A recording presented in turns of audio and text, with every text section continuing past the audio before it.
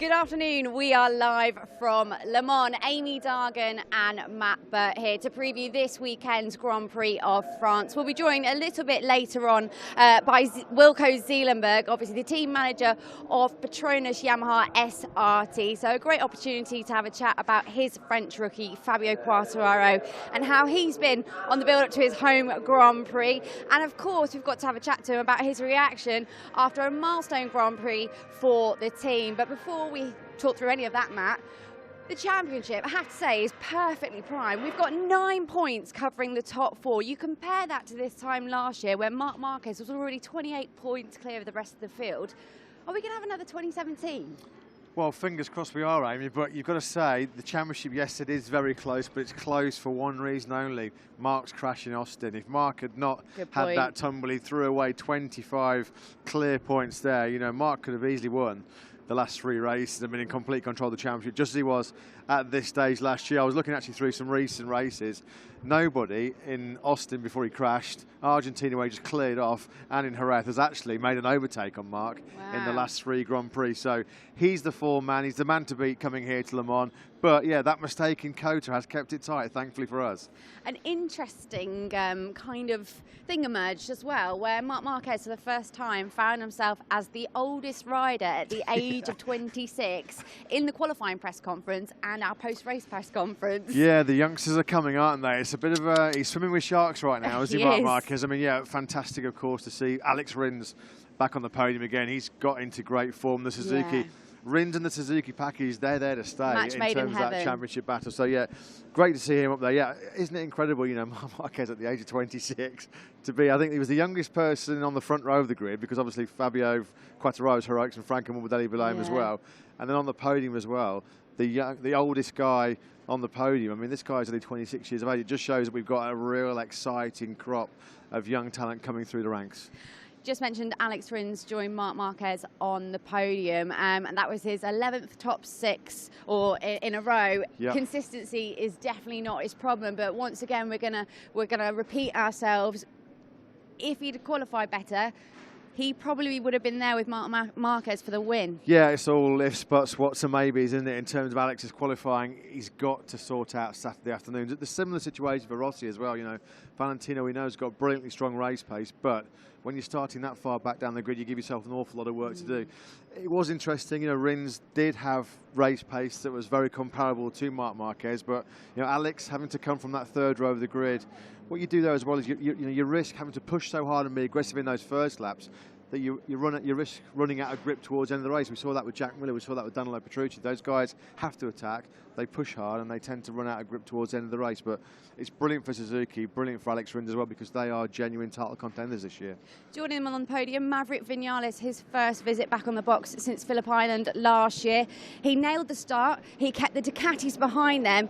He ticked all the boxes, and what do we know when it comes to Maverick Vinales? A confident Maverick Vinales is a fast Maverick Vinales. Things go right here this weekend. It could be a bit of a turning point in that camp. Yeah, I mean, that could be a game changer at Jerez for Maverick a couple of weeks ago. I mean, as you said, I mean, a long time since he'd been on the podium. His win in Phillip Island, Australia, October was the last time we've seen Maverick inside the top 3. It's been a tough start to the year, the jump start in Austin, and then, of course, criticism for great qualifying, fast for one lap, but he just disappears on a Sunday.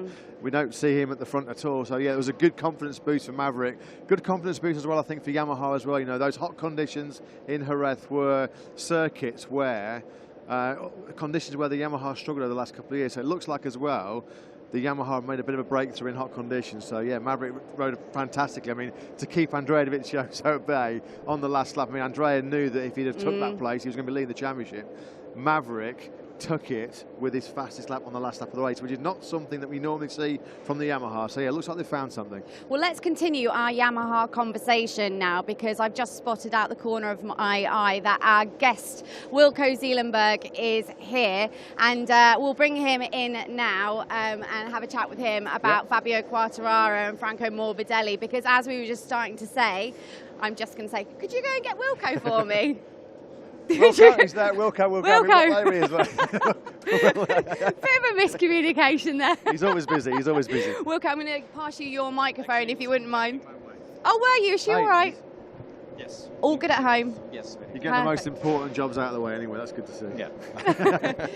Wilco, as we were just saying there, a real milestone Grand Prix last time out in Jerez for the team. They're still obviously the new kids on the block. You yourself have obviously been around for a while and have got all of the experience, but just how rewarding was that whole weekend for you? Obviously it didn't quite end in the fairy tale way, but I would say non-rewarding. Oh no, but the foundations are there, you know, like Yes. Are you already exceeding your own expectations at this point? Yes. Actually, we did, and with both boys, basically, we were really happy, and the speed is there, and that tells a lot. You know, the result actually wasn't coming what we wanted, basically, but it's already more than we expected for the season. So that's very good to see that the guys have the speed. Wilco, we have to talk about Fabio's performance. I mean, pole position at his age in just his 4th Grand Prix. I mean, we kind of forget that actually this is only his 5th Grand Prix this weekend in MotoGP. Since working with him last November, what's impressed you most about him? Because he seems to be just super smooth on the bike, very, very confident. I mean, he doesn't look like it at the moment he's got really any weak points. Yeah, it's indeed, as you said, he's impressed everybody and also us. And what impresses us most, I think, is that he has the space in his mind to keep learning even when he's already very fast. So he's very calm during those laps when he's fast, and he's able to put everything together, and even without touching the bike too much, you know. So he's improving every time himself, and basically we try to guide him in the best way possible. But he's always have a little bit of space in the mind that he can control the situation. He is, of course, the home hero here this week, along with Johann Zarco, and all the images that I get of last year and Johann on that pole position was him just soaking in the atmosphere as they were singing the French national anthem. We obviously know what happened in that race. Unfortunately, Johann did obviously go on and crash out. When it comes to Fabio this weekend, how are you going to advise him to tackle it? Do you just, use all the energy, or do you just try and keep him as focused as possible? Yeah, well, first of all, it's important to go through the Friday and the Saturday, you know, because then you build up to your momentum, and you see, if you only do one fast lap, your race will be hard to lead with the front guys. As we saw in Jerez, he has been fast from Friday morning onwards until the qualifying, which he took pole, and so he had the pace and the speed to join with the top guys, and I think that will be the same here. So if he's fast the whole weekend, he will be able to challenge the front guys. But if he has just a good qualification and the pace is not as good as the top guys, then it will be a different story. And he's already demonstrated unbelievable mental strength. I mean, obviously, the big debut in Qatar, which didn't go his way, stalling the bike on the grid, but then he still set the fastest lap of the race. And then the problem with the gear shifter in Jerez, he put that behind him so quickly. The next day at the Monday test, I mean, he set the fastest ever lap of that circuit, so he can quickly put setbacks behind him, can't he? That's a real strong point as well. Yes, indeed. Actually, it even didn't take until the next morning. It was already 50 minutes when he went blurred, shouting and from disappointment. But after 15 minutes, he polished the shoulder and he said, "Okay, I had a good race. I did what I had to do." And shit happens, and let's look forward. And he didn't mention the shifter anymore, so that's good. You've got the positiveness of Fabio on one side of the box, and then you've got Franco, cool as a cucumber, like almost sometimes so lean back he's horizontal, like he's just so chilled out. But again, he had a really important race in Jerez. He must have learnt so much. Eventually, obviously, kind of dropped back a bit. What was his feedback after Jerez? Yeah, I think also he learned a lot. He came from a difficult season, and the way he interpreted the races and his preparations are different than Fabio. Fabio is a rookie. He need to learn the bike and the track. So he said, let's ride this beast. But Franco is much more into the details already. He knows the tracks with the MotoGP bike, so he's setting up the bike for the race. And also now challenging with the front guys. He's already compared to last year when he was struggling. Very happy with the things he is doing, but of course, as soon as you drop off and you miss a little bit the tire connection with the bike and the feeling, because the first 4 laps basically he was challenging Mark with the same speed, but then he dropped off 1/10 or 2/10, and then suddenly half a second, and he was actually not able to manage the situation in the best way possible because he was missing the feeling with the bike. And of course, in this area, they learn a lot in races like that. We know how experienced Valentino is, of course. He knows the Yamaha very well, and we know how close he is to Franco as well. That must be invaluable for Franco to have Valentino on the same bike there, just as like someone to bounce some ideas off as well, and I'm sure they can discuss setups. And I think Valentino himself said, actually, because those guys, your guys, are going so quick, there's a lot, even at 40 years of age, for Valentino to learn as well. Yeah, well, to learn, but indeed, it keeps their eyes open, what we are doing, and when they have the speed, they also realize that they should not go ballistic from changing a lot of things, but keep an eye on us to see where we are, because finally our package is quite similar, but we don't go so far as they go from setting-wise, changing, because we don't have the experience yet. And they talk a lot, and their connection with them, they have a lot of respect for each other. Will you get the same package as the factory riders next year if this form continues? Have the Yamaha already kind of said, guys, you keep this up and we'll give you the same bike as Valentino and Maverick? Well, you know, this business is about money. You know, we are leasing these bikes. So if we're going to pay, I think we're going to be able to lease the packages we want, yes. Just generally, Wilco, where do you feel that Yamaha are at in terms of the championship? I mean, we know it was difficult last year. We know that Honda are always going to be strong with Mark. Ducati strong again with their factory team. Suzuki and Alex Rins are coming on really strong. So just in general, where do you feel Yamaha are at right now in the championship and their general competitiveness? Looking back after Jerez, I would clearly say we made a good step over the winter, because we struggled a lot last year in Jerez with Maverick and Vale, and overall they are always able nearly to challenge podiums, and we could not do that last year. So far I would say so good, but the package compared to others is not better. You know, we are challenging, but we want actually a little bit more in some areas, and we are working on that. Do you think it will be completely the same setup in terms of the team next year, both riders? Yes, yeah. Both riders has a 2-year deal, so they that do? could be I thought it was a cleared, 1+1. One side maybe yes, but we don't want to talk about the details. If we want both riders next year, we can have them both here. Great stuff. Thank you so much for joining us, Wilco. We are going to leave you for talking to us, but as always, it's been super interesting. You're and welcome. I'm sure we'll speak to you at some point throughout the year. And good luck for this weekend. Yeah, have a great weekend. Have a great weekend. Thank you. You too. Enjoy Le Mans. Thank you.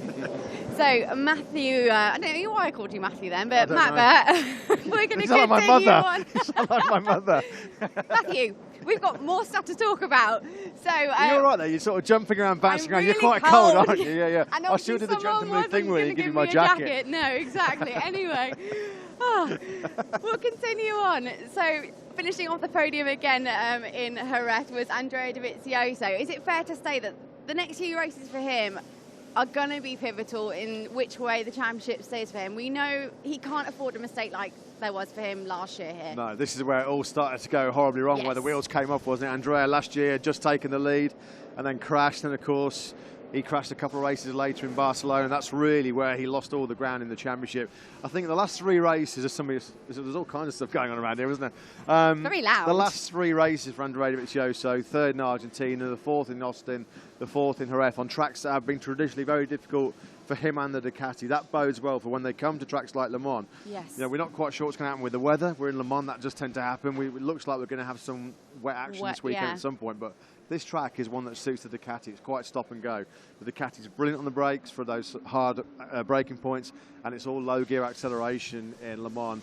So the Ducati we know has got great acceleration, and it doesn't tend to wheel as much of the bike. So aerodynamically, with the winglets, it keeps that front wheel on the ground. If you can get that power to the ground, which the Ducati can do, it makes you pretty formidable opposition around this Le Mans circuit. And obviously Danilo Petrucci on the podium here last year, so perhaps, I mean, he went 1 better than his 6th last time out in Jerez, which I bet he's pretty happy to have shaken off. Yeah, you know what? I feel 6.665. Yeah, I was sending comments to someone that's 6.66. He has been riding like the devil, hasn't he, Danilo Petrucci? But, you know, he's been top 6 every race. Yeah. Normal circumstances, that would mean you've got no dramas about keeping your eye, but there's all this speculation. I really feel sorry actually with Danilo Petrucci, because he's riding probably better than ever in his career. He's knocking so close on the door of the podium, just can't quite make it. Yeah, you're right, Amy.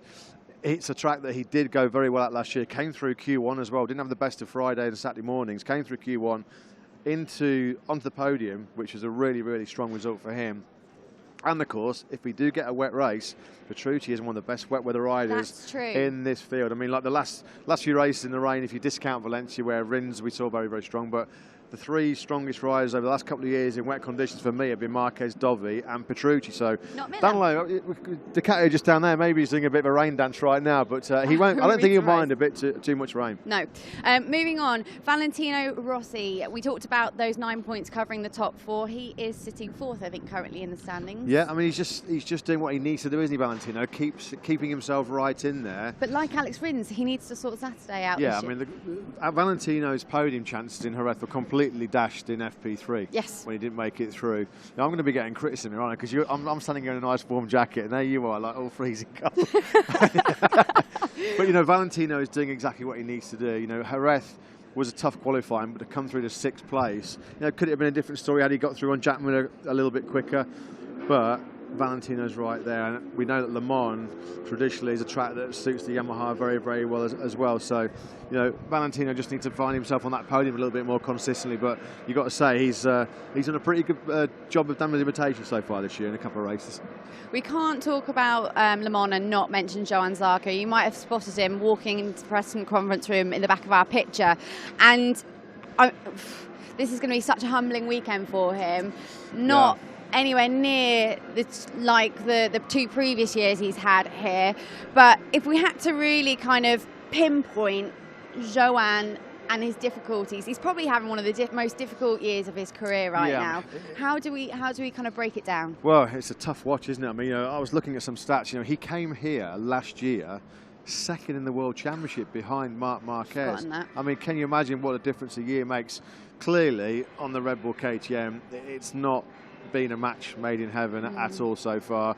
You know, we saw in Jerez there was some footage emerged from him getting pretty irate and angry inside the pit box. You know, he's been heavily criticised by KTM management for that, and rightly so. For me now, Johann's just got to try and press that reset button. He's bringing in Jean-Michel Bale as like his kind of new, I don't know, rider coach or advisor. Now, you know, Jean-Michel Bale, for me, is one of the greatest motorcyclists in history.